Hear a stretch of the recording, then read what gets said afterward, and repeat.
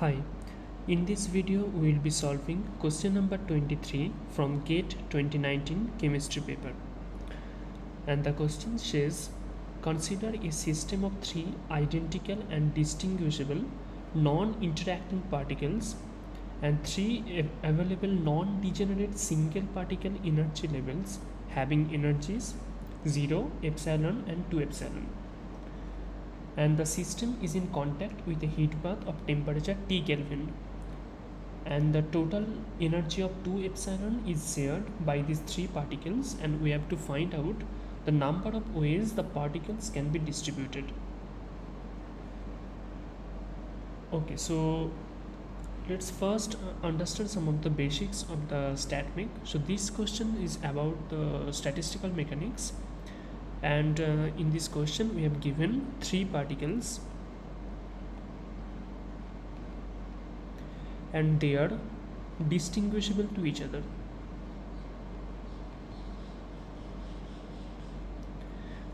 That means we can clearly distinguish or separate three particles. Let's say the three particles are particle A, particle B and particle C.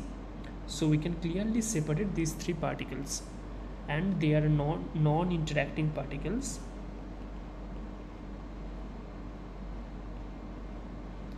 and they are identical particles.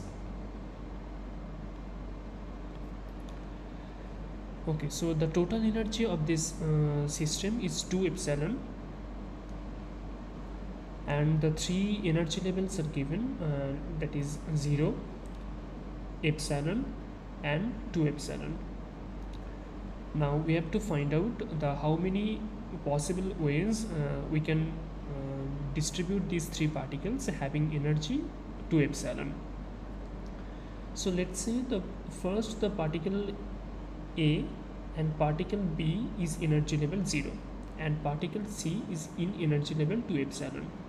So for this distribution, the total energy of these three particles will be, for A particle it will be 0, for B particle it will be 0, and for C particle it will be 2 epsilon. So the total energy for this distribution is 2 epsilon, so this can be a possible distribution. But let's say we can shuffle around these three particles, and now let's say at energy level 0, B and C particles are there, and at energy level 2 epsilon, A particle is there. Now for this kind of distribution, total energy is also 2 epsilon. So this is also a possible kind of distribution. Why? Because in this question it is said that these three particles are distinguishable. That means the particle A and B is in energy level 0 and particle B and C in energy level 0 are completely different distribution. So we have to count these two distributions separately. So this is an important concept for distinguishable particle. Now the system is in contact with a heat bath of temperature T Kelvin. So that means this is a canonical distribution. Canonical distribution or canonical ensemble. So the particles will follow the Boltzmann distribution, and so these three particles will distribute according to the Boltzmann distribution in the given temperature T Kelvin. Okay, now let's find out the number of ways we can distribute these three particles having total energy of 2 epsilon. Now first, as I have said in the previous slide, the particle, let's say the blue color is particle A, and the orange color is particle B, and green color is particle C.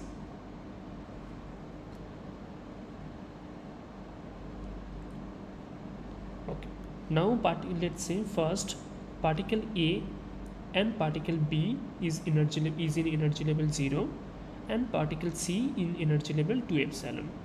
So for this distribution, the total energy will be, for A particle it is 0, for B particle it is 0, for C particle it is 2 epsilon. That means the total energy is 2 epsilon. Now for the second kind of distribution, we can reshuffle these three particles because they are distinguishable to each other. That means these two distribution, 1 and 2 distribution, will be different. That means distinguishable.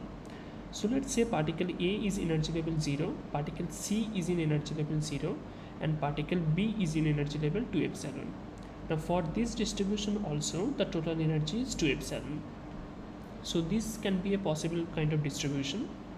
And let's another third distribution. So we can also reshuffle, we can again reshuffle these in particles. Let's say particle B and C is in energy level 0, and particle A is in energy level 2 epsilon.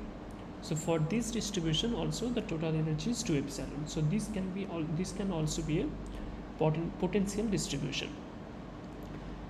Now fourth distribution is, we can keep one particle is in 0 energy level and two particle in epsilon energy level.